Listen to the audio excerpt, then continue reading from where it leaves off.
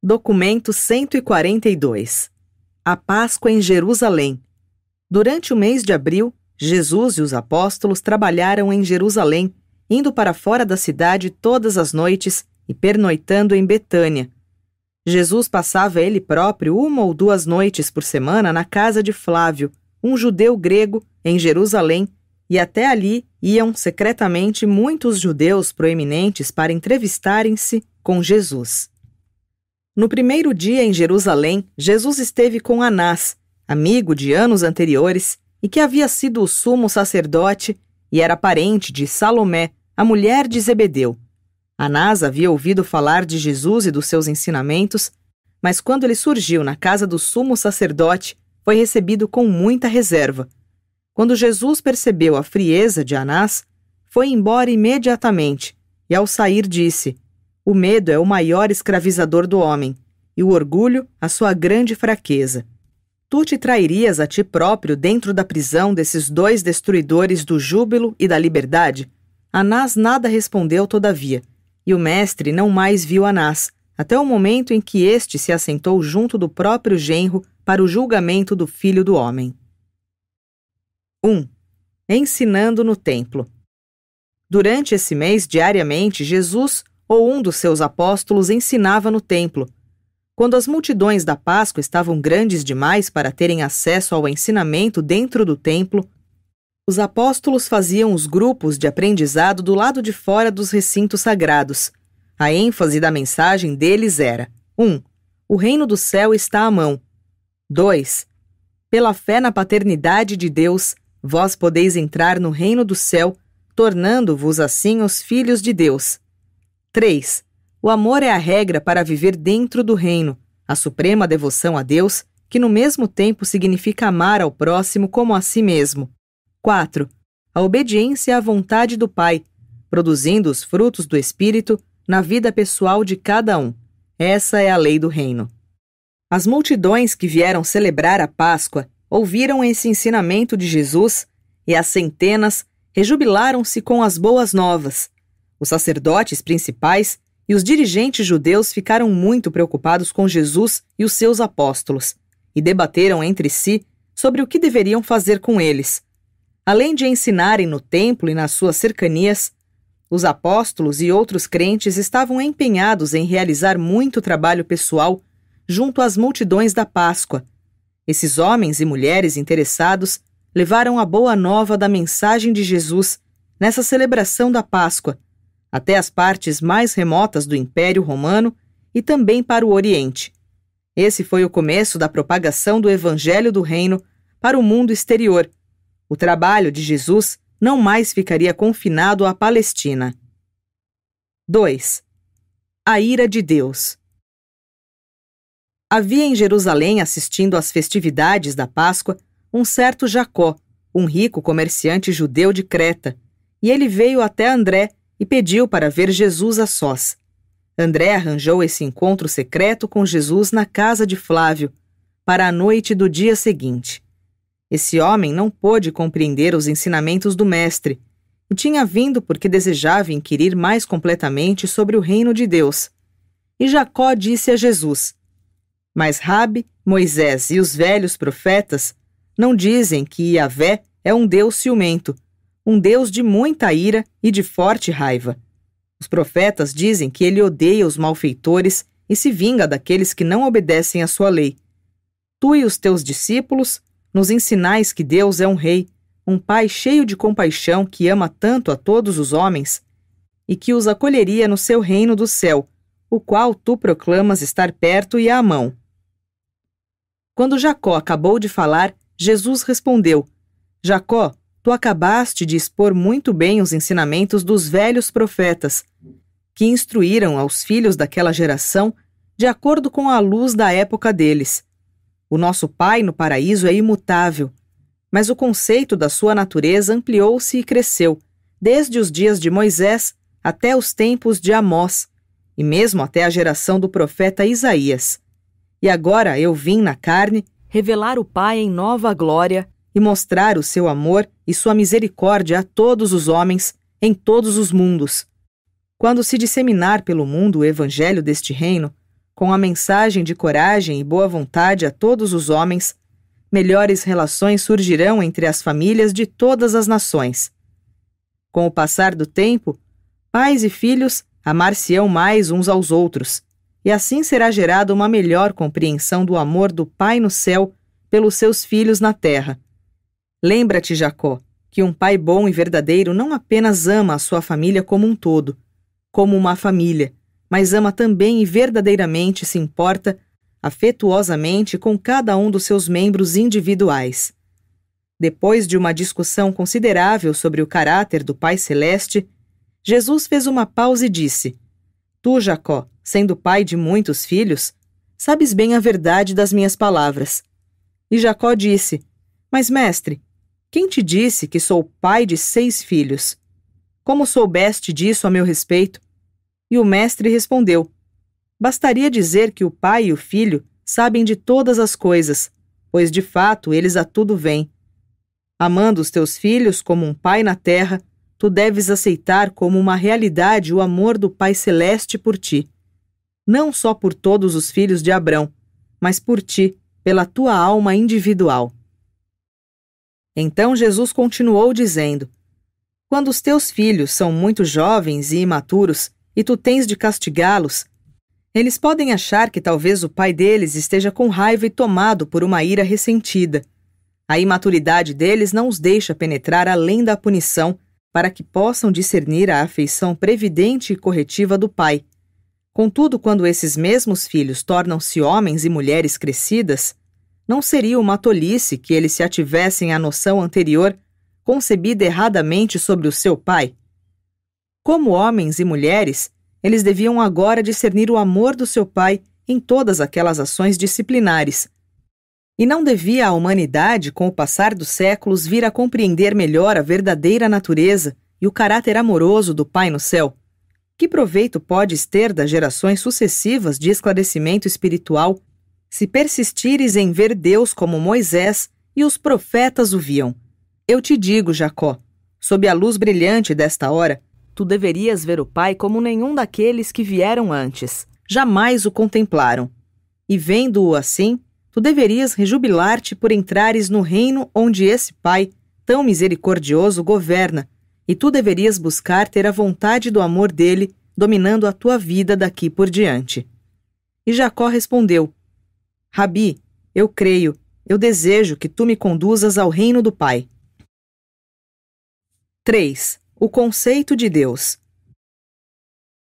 Os 12 apóstolos, a maioria dos quais havia ouvido essa conversa sobre o caráter de Deus naquela noite, fizeram várias perguntas a Jesus sobre o Pai no céu. As respostas do Mestre a essas perguntas podem ser mais bem apresentadas pelo seguinte resumo exposto numa linguagem moderna. Jesus repreendeu aos 12 com brandura.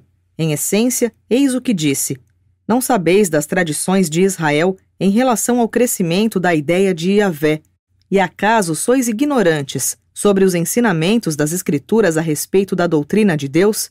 E então o Mestre continuou a instruir os apóstolos sobre a evolução do conceito da deidade no curso do desenvolvimento do povo judeu. Ele chamou a atenção para as seguintes fases do crescimento da ideia de Deus. 1. Yahvé, o Deus dos clãs do Sinai. Esse foi o conceito primitivo da deidade que Moisés exaltou ao nível mais alto como o Senhor Deus de Israel. O Pai no céu nunca deixa de aceitar a adoração sincera dos seus filhos na terra, não importando quão imaturo seja o conceito da deidade que tenham, nem o nome com o qual simbolizam a sua natureza divina. 2. O Altíssimo. Esse conceito do Pai no céu foi proclamado por Melquisedeque a Abraão, tendo sido levado até bem longe de Salém por aqueles que posteriormente acreditaram nessa ideia ampliada e expandida da deidade. Abraão e o seu irmão deixaram Ur por causa do estabelecimento da adoração do sol e tornaram-se crentes nos ensinamentos de Melquisedeque sobre El Elyon, o Deus Altíssimo. O conceito deles sobre Deus era composto de uma fusão das antigas ideias da Mesopotâmia com a da doutrina do Altíssimo. 3. El Shaddai. Durante esses dias primitivos, muitos dos hebreus adoravam El Shaddai, o conceito egípcio do Deus do céu, sobre o qual eles aprenderam durante o seu cativeiro na terra do Nilo. Muito depois dos tempos de Melquisedeque, todos esses três conceitos de Deus tornaram-se fundidos, formando a doutrina da deidade criadora, o Senhor Deus de Israel. 4. Elohim. Desde os tempos de Adão, o ensinamento sobre a trindade do paraíso tem perdurado. Não vos lembrais como as Escrituras iniciam, afirmando que, no começo, os deuses criaram os céus e a terra? Isso indica que, quando esse registro foi feito, o conceito de três deuses em um na trindade havia encontrado um lugar na religião dos nossos antepassados. 5. O Supremo Yahvé. Na época de Isaías, essas crenças sobre Deus tinham se expandido até o conceito de um Criador universal, que era simultaneamente todo-poderoso e todo-misericordioso. E esse conceito de Deus em evolução e em ampliação virtualmente suplantou todas as ideias anteriores da deidade na religião dos nossos pais. 6. O Pai no céu.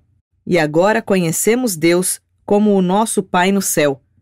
O nosso ensinamento oferece uma religião em que o crente é um filho de Deus. Essa é a boa nova do Evangelho do Reino do Céu. Coexistentes com o Pai, há o Filho e há o Espírito, e a revelação da natureza e o ministério dessas deidades do paraíso continuarão a ampliar-se e a iluminar as idades sem fim da progressão espiritual eterna dos filhos ascendentes de Deus. Em todas as épocas e durante todas as idades, a verdadeira adoração de qualquer ser humano, no que concerne ao seu progresso espiritual individual, é reconhecida pelo Espírito residente como uma homenagem feita ao Pai no céu. Nunca antes os apóstolos estiveram tão chocados como estavam ao escutarem sobre essa narrativa do crescimento do conceito de Deus nas mentes judias de gerações anteriores. Eles estavam espantados demais também para fazerem perguntas. Como permaneciam assentados diante de Jesus em silêncio, o mestre continuou: E teríeis já conhecido tais verdades, caso tivesseis lido as Escrituras. Acaso não lestes em Samuel, onde ele diz: E a raiva do Senhor foi incitada contra Israel, tanto assim que ele colocou Davi contra eles, dizendo: Ide e fazei o censo de Israel e Judá? E isso não era estranho, porque nos dias de Samuel, os filhos de Abraão realmente acreditavam que Yahvé criara tanto o bem quanto o mal. No entanto, quando um escritor posterior narrou esses acontecimentos, depois da ampliação do conceito que os judeus faziam da natureza de Deus, ele não atribuiu o mal a Yahvé, e por conseguinte disse: E Satã levantou-se contra Israel e levou Davi a fazer o censo de Israel. Acaso não podeis perceber que tais registros das Escrituras mostram claramente como o conceito da natureza de Deus continuou a crescer de uma geração para outra? Novamente, deveríeis ter percebido o crescimento da compreensão da lei divina em perfeita harmonia com os conceitos em ampliação da divindade. Quando os filhos de Israel saíram do Egito, nos dias anteriores à ampliação da revelação de Yahvé, eles possuíam os 10 mandamentos que lhes serviam de lei, até os tempos em que acamparam diante do Sinai. E esses 10 mandamentos eram: 1. Não adorarás nenhum outro Deus, pois o Senhor é um Deus ciumento. 2. Não elaborarás deuses fundindo em imagens.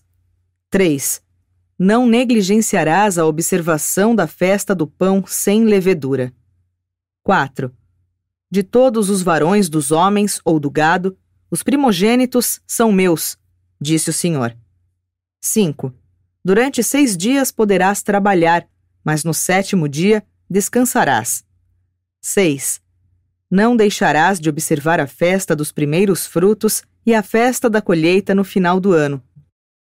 7. Não oferecerás o sangue de nenhum sacrifício com pão feito com levedura. 8. Do sacrifício da festa da Páscoa não sairás antes que chegue a manhã seguinte. 9. O primeiro entre os primeiros frutos da terra, vós os trareis para a casa do Senhor vosso Deus. 10. Não ferverás um cabrito no leite da mãe dele. E então, entre trovões e relâmpagos no Sinai, Moisés deu a eles os 10 mandamentos novos, e todos vós estáis de acordo que são afirmações mais dignas de acompanhar os conceitos ampliados da deidade de Yahvé. E não haveríeis nunca notado que esses mandamentos estão registrados 2 vezes nas Escrituras? Que a observação do sabá, no primeiro caso, é atribuída à libertação do Egito, enquanto em um registro posterior, as crenças religiosas dos nossos pais, que avançavam, exigiam que a razão para a observação do sabá fosse mudada, passando a ser um reconhecimento ao fato da criação. E então, vós vos lembrareis de que, uma vez mais, no dia do maior esclarecimento espiritual de Isaías, esses 10 mandamentos negativos foram transformados na grande e positiva lei do amor, o comando de amar a Deus acima de tudo e ao vosso semelhante como a vós próprios. E é essa lei suprema de amor a Deus e ao homem que eu também declaro a vós como constituindo todo o dever do homem. E quando ele acabou de falar, ninguém lhe fez nenhuma pergunta, e todos foram um a um dormir. 4. Flávio e a cultura grega. Flávio, o judeu grego, era um prosélito que, não tendo sido circuncisado ou batizado, não tinha acesso ao templo, e já que era um grande amante do belo na arte e na escultura, a casa que ocupava enquanto permanecia em Jerusalém era um belo edifício, e afinal, essa casa era adornada com tesouros sem preço que ele havia reunido aqui e ali nas suas viagens pelo mundo.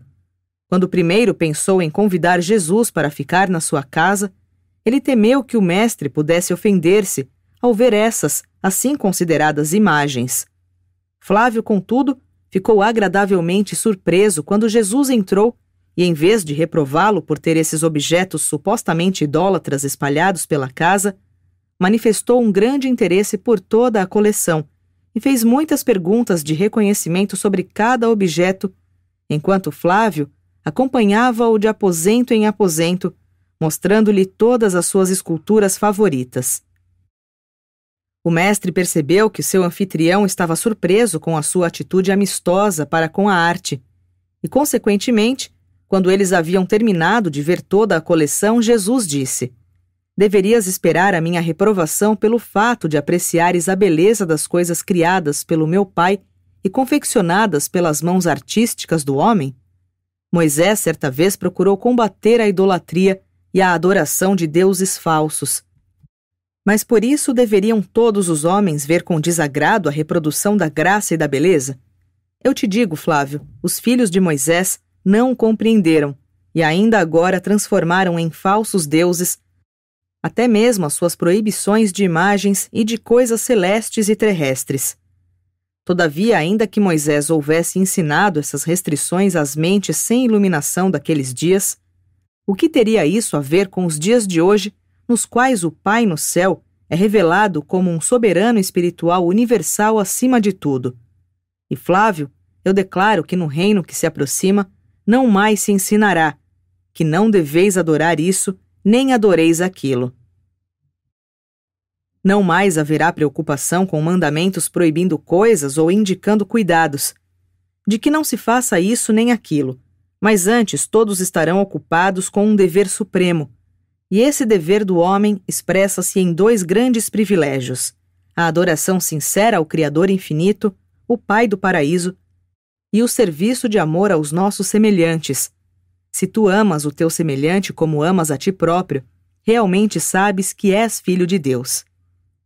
Numa idade em que o meu pai não era bem compreendido, justificavam-se as tentativas de Moisés de conter a idolatria, mas na idade vindoura, o Pai terá sido revelado na vida do Filho, e essa nova revelação de Deus fará para sempre com que não tenha mais sentido em confundir o Pai Criador com ídolos de pedra ou com imagens de ouro e de prata. Doravante, os homens inteligentes podem desfrutar dos tesouros da arte sem confundir essa apreciação material da beleza com a adoração e o serviço do Pai no paraíso, o Deus de todas as coisas e de todos os seres. Flávio acreditou em tudo o que Jesus lhe ensinou. No dia seguinte, ele seguiu para Betânia, além do Jordão, e foi batizado pelos discípulos de João. E assim sucedeu porque os apóstolos de Jesus ainda não batizavam os crentes. Quando Flávio voltou a Jerusalém, fez uma grande festa para Jesus e convidou 60 dos seus amigos. E muitos desses convidados também se tornaram crentes na mensagem do reino vindouro. 5. O discurso sobre a convicção. Um dos grandes sermões que Jesus proferiu no templo nessa semana de Páscoa foi em resposta a uma pergunta feita por um dos seus ouvintes, um homem de Damasco. Esse homem perguntou a Jesus: Mas, Rabi, como sabermos com certeza que tu és enviado por Deus e que nós podemos verdadeiramente entrar nesse reino que tu e os teus discípulos declaram estar perto e à mão? E Jesus respondeu: Quanto à minha mensagem e aos ensinamentos dados aos meus discípulos, deveríeis julgá-los pelos seus frutos. Se proclamarmos as verdades do Espírito, o Espírito testemunhará dentro dos vossos corações que a nossa mensagem é genuína. A respeito do reino e sobre a vossa convicção e a aceitação que o Pai Celeste tem de vós, eu pergunto-vos, dentre vós, qual o pai que, sendo digno e de bom coração, manteria o seu filho ansioso e na expectativa quanto ao status dele na família ou quanto à segurança do seu lugar no afeto do coração do seu pai? Acaso vós, que sois pais terrenos, tendes prazer em torturar os vossos filhos com a incerteza sobre a constância do amor que os vossos corações humanos mantêm por eles? O vosso Pai no céu também não deixa os seus filhos do Espírito pela fé em incertezas e dúvidas quanto à posição deles no reino. Se receberdes Deus como vosso Pai, então é de fato a verdade, sois os filhos de Deus. E se sois filhos, então estareis seguros da vossa posição e quanto a tudo o que diz respeito à filiação eterna e divina. Se vós acreditardes nas minhas palavras, consequentemente vós acreditais nele, que me enviou, e acreditando assim no Pai, vós vos estáis certificando do vosso status como cidadãos celestes. Se fizerdes a vontade do Pai no céu, nunca ireis fracassar na realização da vida eterna de progresso no reino divino. O Espírito Supremo testemunhará para os vossos espíritos que sois verdadeiramente filho de Deus. E se sois filhos de Deus, então nascestes do Espírito de Deus, e todo aquele que houver nascido do Espírito tem em si próprio o poder de superar qualquer dúvida, e essa vitória que supera toda a incerteza é vitória da vossa própria fé. Disse o profeta Isaías falando desses tempos: Quando o Espírito do Alto é vertido sobre nós, então o trabalho da retidão transforma-se em paz, em silêncio e para sempre em convicção. E para todos aqueles que verdadeiramente creem nesse Evangelho, eu me transformarei na garantia de que serão recebidos nas misericórdias eternas e na vida, que pendurará para sempre, do reino do meu Pai. E então, vós que ouvis esta mensagem e que credes neste Evangelho do reino, sois os filhos de Deus, e vós tendes a vida eterna, e a evidência para todo o mundo de que nascestes do Espírito é que vós amais uns aos outros com sinceridade. A multidão de ouvintes permaneceu por muitas horas com Jesus, fazendo-lhe perguntas e escutando com atenção as suas respostas confortadoras. Mesmo os apóstolos ficaram encorajados pelo ensinamento de Jesus a pregar o Evangelho do Reino com mais poder e mais convicção. Essa experiência em Jerusalém foi uma grande inspiração para os 12. Foi o primeiro contato deles com multidões tão enormes, e eles aprenderam muitas lições úteis que demonstraram ser de grande ajuda para o seu trabalho posterior. 6. A conversa com Nicodemos. Uma noite, na casa de Flávio, um certo Nicodemos, um membro rico e antigo do sinédrio judeu, apareceu para ver Jesus. Muito havia ouvido falar a respeito dos ensinamentos deste Galileu, e sendo assim, Nicodemos veio para ouvi-lo, em uma tarde enquanto Jesus ensinava nas praças do templo. Ele poderia ter ido ali, com frequência para ouvir Jesus ensinando, mas temia ser visto pelo povo assistindo àqueles ensinamentos, pois os chefes judeus já divergiam tanto de Jesus que nenhum membro do Sinédrio iria querer ser identificado abertamente de algum modo com ele. E dessa maneira, Nicodemos havia arranjado com André para ver Jesus, em privacidade, ainda naquele dia depois do cair da noite. Pedro, Tiago e João estavam no jardim de Flávio quando a entrevista começou, e mais tarde todos eles foram para dentro da casa onde a conversa continuou. Ao receber Nicodemos, Jesus não demonstrou nenhuma deferência especial. Ao falar com ele, não fez nenhuma concessão, nenhuma persuasão indevida.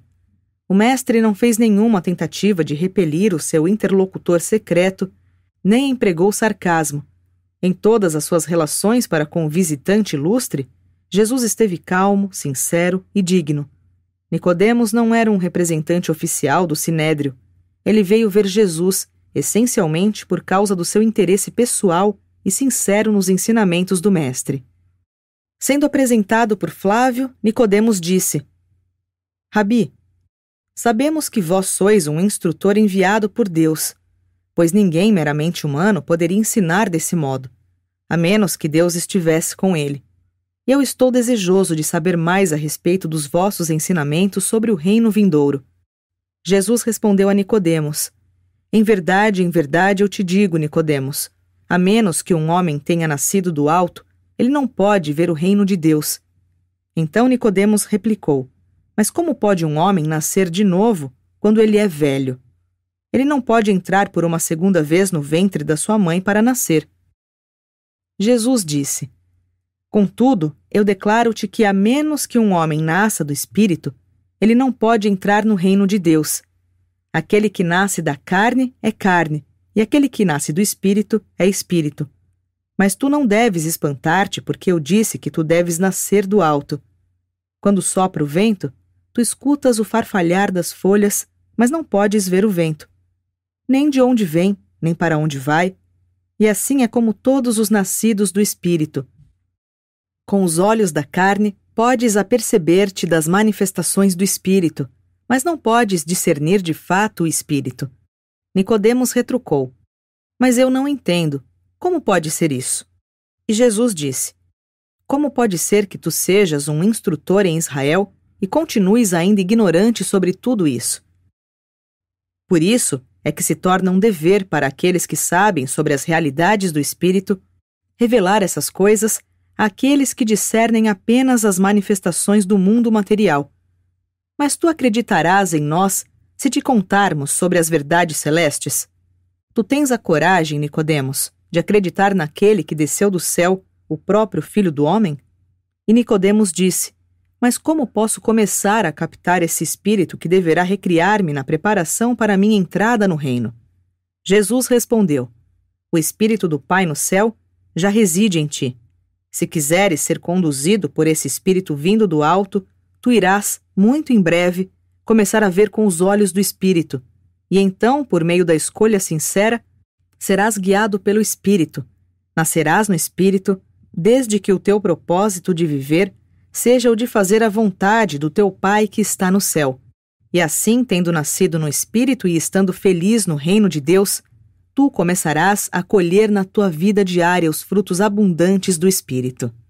Nicodemos era inteiramente sincero e estava profundamente impressionado, mas foi embora confuso. Nicodemos era um homem realizado quanto ao autodesenvolvimento e o autocontrole, e até mesmo quanto às suas altas qualidades morais. Ele era de educação refinada, um egocêntrico altruísta, entretanto não sabia como submeter a sua vontade à vontade do Pai Divino, como uma criança pequena querendo submeter-se ao guiamento e à condução de um pai terreno sábio e amoroso, tornando-se assim, em realidade, um filho de Deus, um herdeiro progressivo do reino eterno. Nicodemos, contudo, reuniu fé suficiente para assegurar-se no reino. Protestou apenas timidamente quando seus colegas do Sinédrio tentaram condenar Jesus sem uma audiência. No entanto, com José de Arimateia, mais tarde ele demonstrou ousadamente a sua fé e reivindicou o corpo de Jesus, mesmo quando a maior parte dos discípulos havia fugido com medo das cenas dos sofrimentos finais e da morte do Mestre. 7. A lição sobre a família. Depois do atarefado período de ensinamentos por meio do trabalho pessoal na semana da Páscoa em Jerusalém, Jesus passou a quarta-feira seguinte em Betânia, com seus apóstolos descansando. Naquela tarde, Tomé fez uma pergunta que proporcionou uma longa e instrutiva resposta. Disse Tomé: Mestre, no dia em que nós nos separamos para sermos embaixadores do reino, tu nos disseste muitas coisas, instruindo-nos a respeito do nosso modo pessoal de vida. Mas o que devemos ensinar à multidão? Como deve esse povo viver depois que o reino vier mais plenamente? Os teus discípulos deveriam possuir escravos? Os teus crentes deveriam buscar a pobreza e evitar a propriedade? A misericórdia deverá prevalecer sozinha, de modo a não termos mais leis nem justiça? Jesus e os 12 passaram aquela tarde e toda aquela noite, depois do jantar, discutindo sobre as perguntas de Tomé. Com o propósito de fazer o registro de tudo isso, apresentamos o resumo seguinte das instruções do Mestre. Jesus primeiro procurou deixar claro para os seus apóstolos que ele estava na terra, vivendo uma única vida na carne, e que os 12 deles haviam sido convocados a participar dessa experiência de auto-outorga do Filho do Homem. E como colaboradores, também eles deveriam compartilhar de muitas das restrições especiais e das obrigações de toda a experiência da outorga. Havia uma sugestão velada de que o Filho do Homem, entre todas as pessoas que haviam vivido na terra, fosse a única pessoa que podia simultaneamente enxergar dentro do coração de Deus e nas profundezas da alma humana. Jesus explicou bem claramente que o reino do céu era uma experiência evolucionária, começando aqui na terra e progredindo através de várias etapas sucessivas de vida até o paraíso. No decorrer da noite, ele declarou definitivamente que, em algum estágio futuro do desenvolvimento do reino, ele iria revisitar esse mundo no seu poder espiritual e glória divina. Em seguida, ele explicou que a ideia de um reino não era o melhor modo de ilustrar a relação do homem com Deus, que ele empregava essas figuras de linguagem porque o povo judeu estava esperando um reino e porque João havia pregado em termos do reino vindouro. Jesus disse: o povo de uma outra idade entenderá melhor o evangelho do reino, quando este for apresentado em termos que expressem o relacionamento familiar, quando o homem entender a religião como o ensinamento da paternidade de Deus e da irmandade entre os homens, a filiação a Deus.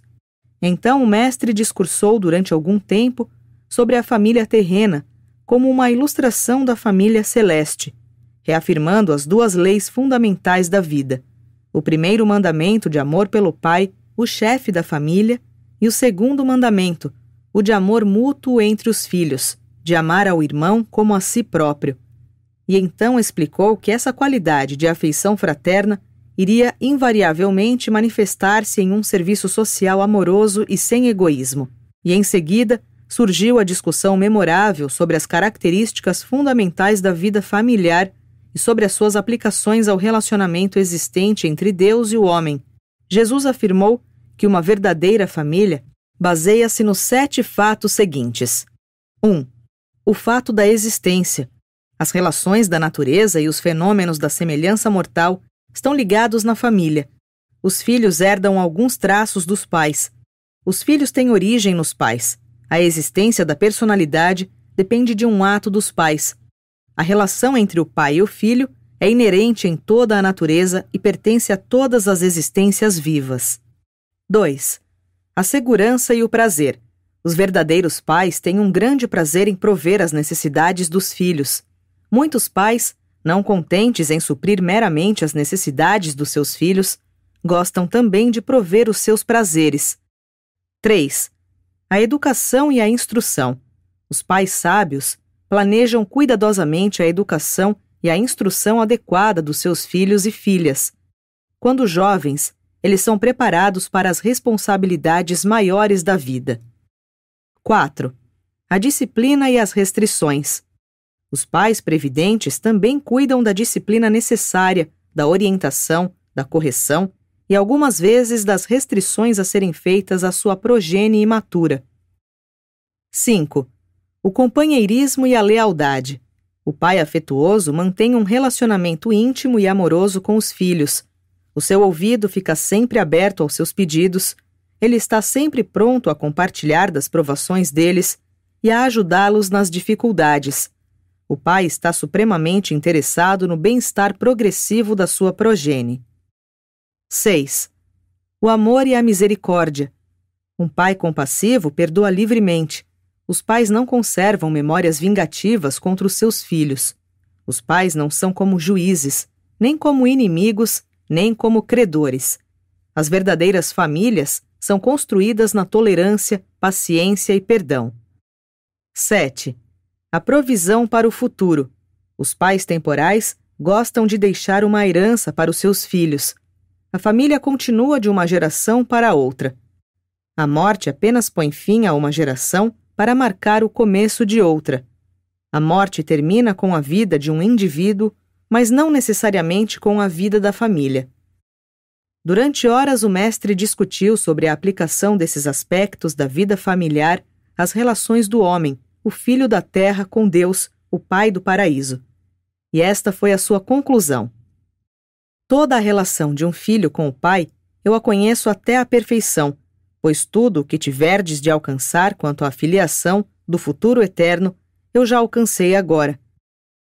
O Filho do Homem está preparado para ascender à mão direita do Pai, e assim em mim está aberto agora um caminho ainda mais amplo para que todos vós possais ver Deus, e antes de acabardes a progressão gloriosa, para vos tornardes perfeitos, como o vosso Pai no céu é perfeito. Quando ouviram essas palavras surpreendentes, os apóstolos lembraram-se dos pronunciamentos que João fizera na época do batismo de Jesus e se relembraram vividamente dessa experiência quando da sua pregação e ministração subsequente de ensinamentos, depois da morte e da ressurreição do Mestre. Jesus é um Filho divino, da mais inteira confiança do Pai universal. Ele tem estado com o Pai e o compreende plenamente. Ele vivia agora a sua vida terrena para a plena satisfação do Pai, e essa encarnação na carne capacitou-o plenamente para compreender o homem. Jesus foi a perfeição do homem, ele alcançou exatamente essa perfeição, tal como todos os verdadeiros crentes estão destinados a alcançá-la, nele e por meio dele.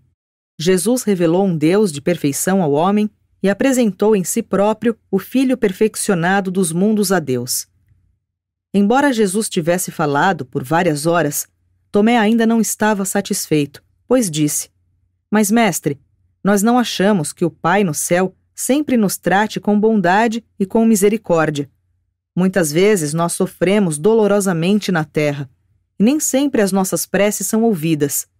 Onde é que falhamos em compreender o significado do teu ensinamento?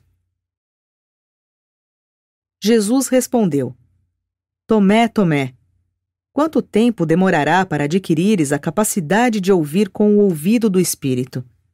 Quanto tempo levará para que aprendas que este reino é um reino espiritual e que o meu Pai é também um ser espiritual? Tu não compreendes que estou ensinando a vós como filhos espirituais da família espiritual do céu, da qual o chefe paterno é um espírito eterno e infinito?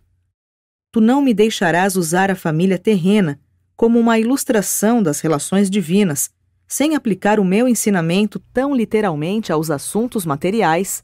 Na tua mente, não podes separar as realidades espirituais do reino dos problemas materiais, sociais, econômicos e políticos da idade?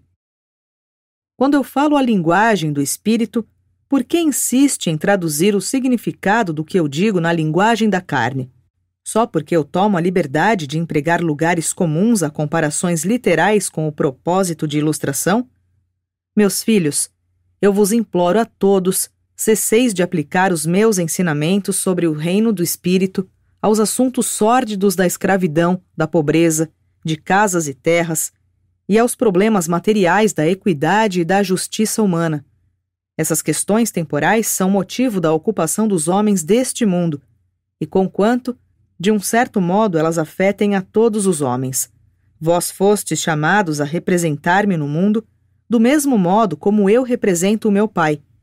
Vós sois os embaixadores espirituais de um reino espiritual, representantes especiais do Pai espiritual. A esta altura, deveria ser possível eu instruir-vos como homens crescidos do reino do Espírito. Deveria eu estar sempre me dirigindo a vós como se fosseis crianças? Não crescereis nunca na vossa percepção do Espírito? No entanto, eu vos amo e irei suportar-vos até o fim, mesmo da nossa associação na carne. E mesmo então, o meu Espírito vós procederá em todo o mundo. 8.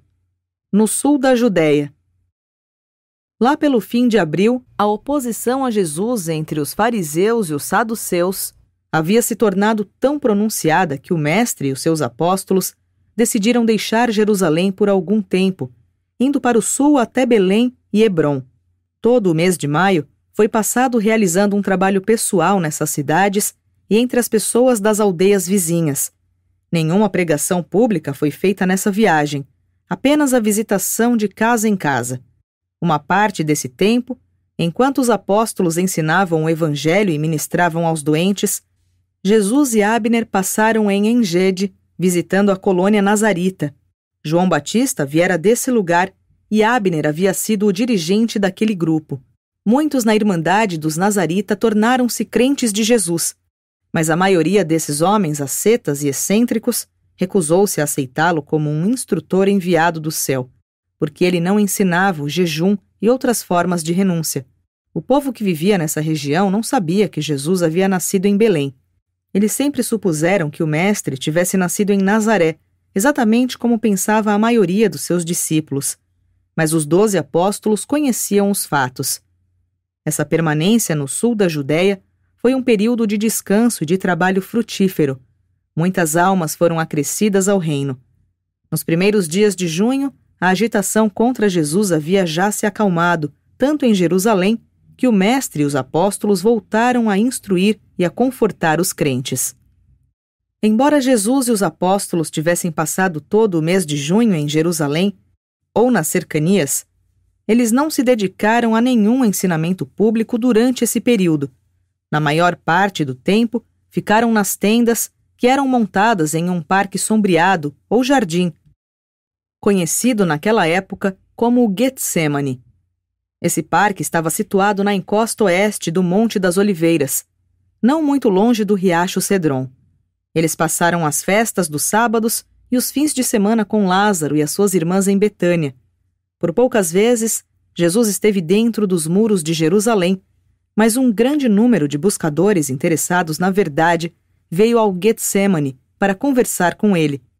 Numa certa sexta-feira à noite, Nicodemos e José de Arimateia aventuraram-se a ir ver Jesus, mas quando já estavam em frente da entrada da tenda do Mestre, voltaram amedrontados.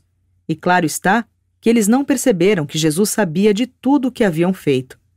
Quando os chefes dos judeus souberam que Jesus havia voltado a Jerusalém, prepararam-se para prendê-lo, mas quando observaram que ele não fazia nenhuma pregação pública, concluíram que estava amedrontado por causa das agitações anteriores e decidiram permitir que ele continuasse os seus ensinamentos do modo privado como o fazia, sem que fosse molestado. E assim os assuntos continuaram silenciosamente até os últimos dias de junho, quando um certo Simão, membro do Sinédrio, aderiu publicamente aos ensinamentos de Jesus, depois de declarar-se diante dos chefes dos judeus. Imediatamente, uma nova agitação visando a prisão de Jesus sobreveio e se fortaleceu tanto que o Mestre decidiu retirar-se para as cidades de Samaria e para a Decápolis.